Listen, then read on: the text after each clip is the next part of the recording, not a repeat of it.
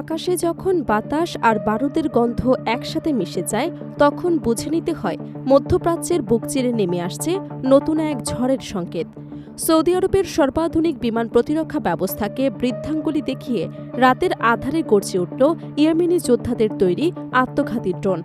লক্ষ্যবস্তু সৌদি আরবের প্রাণকেন্দ্র, এশিয়ার অর্থনীতিকে সচল রাখা তিল দানব সৌদি আরামকোর অন্যতম কৌশলগত স্থাপনা। সৌদি আরব এবং তার পশ্চিমা মিত্ররা ভেবেছিল কেবল আকাশপথে আধুনিক ফাইটার জেট পাঠিয়ে ইয়েমেনের প্রতিরোধ ভেঙে দেয়া যাবে, কিন্তু ভুল, মারাত্মক ভুল ছিল সেই হিসেব। জবাবে এতটুকু দেরি করেনি ইয়েমেনি যোদ্ধারা।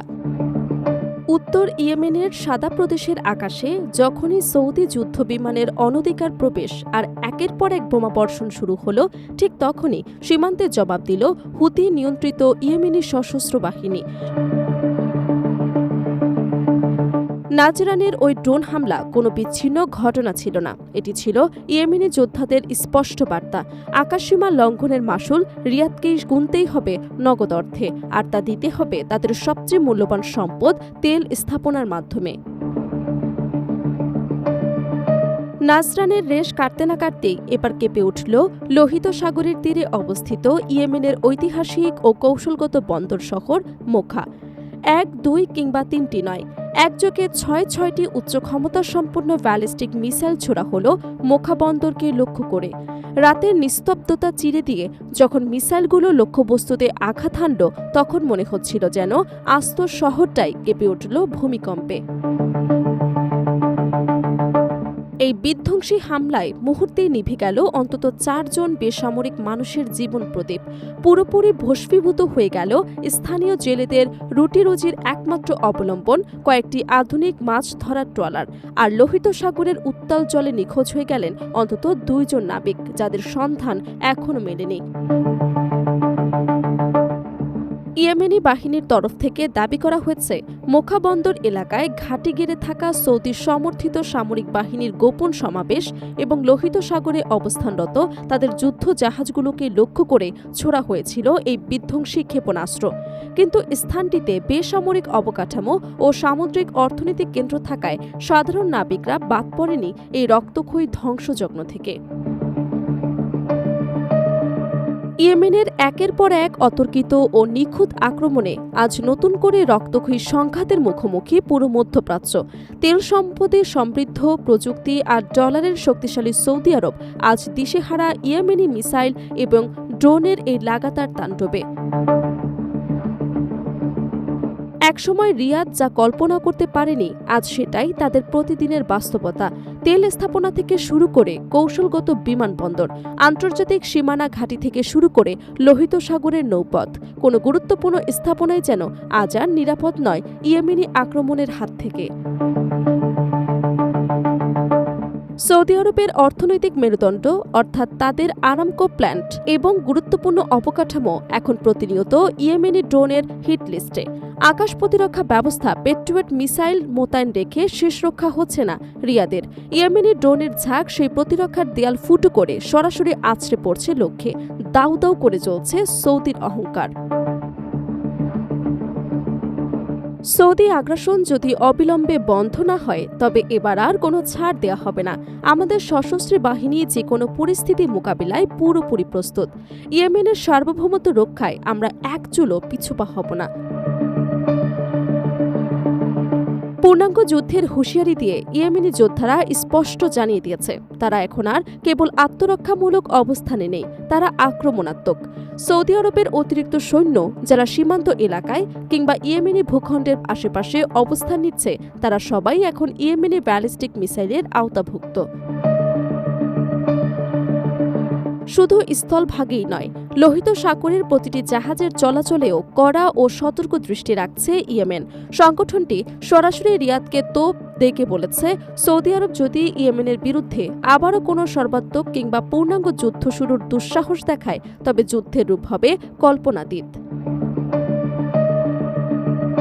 রিয়াদের প্রধান প্রধান তেলক্ষেত্র, দেশের অভ্যন্তরীণ বিদ্যুৎ সরবরাহ অবকাঠামো, কোটি কোটি মানুষের তৃষ্ণা মেটানো পানি বিশুদ্ধকরণ কেন্দ্র এবং আন্তর্জাতিক মানসম্পন্ন সকল বিমানবন্দরকে একযোগে ধূমিত ধ্বংসস্তূপে পরিণত করার হুমকি দিয়ে রেখেছে ইয়েমেনি যোদ্ধারা। তবে ইয়েমেনি বাহিনীর এই একের পর এক হামলা এবং ভয়াবহ ক্ষয়ক্ষতির বিশাল দাবির বিপরীতে বরাবরের মতোই শক্ত অবস্থান বজায় রেখেছে সৌদির রাজধানী রিয়াদ। সৌদি কর্তৃপক্ষের দাবি, ইয়েমেনি হামলাগুলোর অধিকাংশই তারা মাঝ আকাশেই ধ্বংস করে দিতে সক্ষম হয়েছে এবং তাদের অবকাঠামোর কোনো বড় ধরনের ক্ষয়ক্ষতি হয়নি। কিন্তু অস্বীকার করার এই রাজনীতি ইয়েমেনের বাস্তব পরিস্থিতিকে আড়াল করতে পারছে না। 2014 সালে যখন ইরান সমর্থিত হুতি বাহিনী ইয়েমেনের রাজধানী সানা দখল করে নেয় এবং তৎকালীন সরকারকে ক্ষমতাচ্যুত করে, তখন থেকে এই অঞ্চলে শুরু হয় এক দীর্ঘস্থায়ী এবং রক্তক্ষয়ী গৃহযুদ্ধ। পরবর্তীতে 2015 সালে সৌদি আরব এবং তার মিত্রদের সরাসরি সামরিক হস্তক্ষেপে যুদ্ধরূপ নেয় এক ভয়াবহ আঞ্চলিক সংকটে। ধ্বংস হয়ে যায় ইয়েমেনের ঘরবাড়ি, হাসপাতাল, স্কুল ও অর্থনীতি। ক্ষুধা আর মহামারীতে প্রাণ হারায় হাজার হাজার শিশু ও বেসামরিক মানুষ। দীর্ঘ 8 বছর যুদ্ধের পর 2022 সালে এসে জাতিসংঘের মধ্যস্থায় একটি ঐতিহাসিক যুদ্ধবিরতি চুক্তি স্বাক্ষরিত হয়। সেই চুক্তির কারণে বড় ধরনের আকাশ আক্রমণ ও রক্তপাত কিছুটা কমলেও কোনো স্থায়ী রাজনৈতিক বা কূটনৈতিক সমাধান আজও বের হয়নি। ইয়েমেন জড়িয়ে আছে এক থমথমে অস্বস্তিকর শান্তির আড়ালে, যা যে কোনো সময় আবার অগ্নিগর্ভ আগ্নেয়গিরির মতো ফেটে পড়তে পারে। সাম্প্রতিক দিনগুলোতে লোহিত সাগর এবং মোখা বন্দরকে ঘিরে সৌদি আরব ও ইয়েমেনি যোদ্ধাদের এই পাল্টাপাল্টি মিসাইল ও ড্রোন হামলায় নতুন করে উত্তপ্ত হয়ে উঠেছে পুরো এশিয়া ও মধ্যপ্রাচ্য। এটি কেবল আর শুধু দুটি প্রতিবেশী দেশের সীমান্ত সংঘাতের মধ্যেই সীমাবদ্ধ নেই, বরং লোহিত সাগরের কৌশলগত আন্তর্জাতিক জাহাজ চলাচল পথকে করে তুলেছে বিপজ্জনক ও শঙ্কার মুখাপেক্ষী। এর পেছনে কাজ করছে ইরান ও সৌদি আরবের মধ্যকার বহু পুরনো ভূরাজনৈতিক শত্রুতা ও ক্ষমতার লড়াই। তেহরানের সরাসরি মদতপুষ্ট ইয়েমেনি যোদ্ধাদের এই শক্তির মহড়া মূলত পুরো মধ্যপ্রাচ্যের ইরানের হাতকে শক্তিশালী করছে।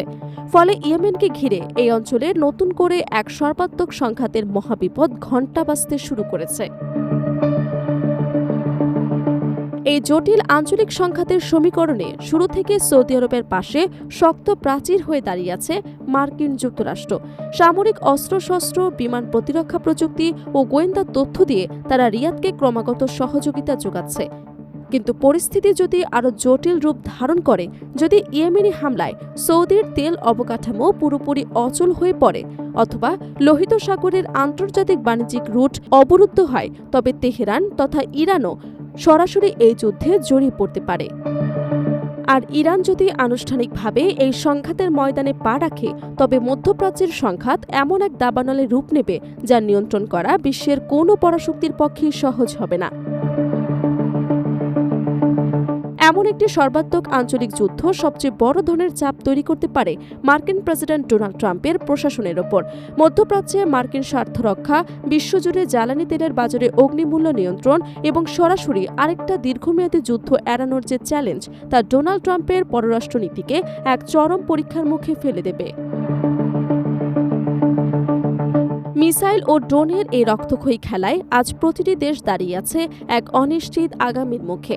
মোখা বন্দরের পোড়া কাঠের ধোঁয়া কিংবা নাজরানের তেলের আগুনের শিখা, এসবই কি তবে তৃতীয় বিশ্বযুদ্ধের কোনো সূচনার সংকেত, নাকি কূটনীতির টেবিলে কোনো নতুন সমঝোতার আগাম বার্তা? সময় বলে দেবে মধ্যপ্রাচ্যের এই উত্তপ্ত মানচিত্রের শেষ গন্তব্য ঠিক কোথায়।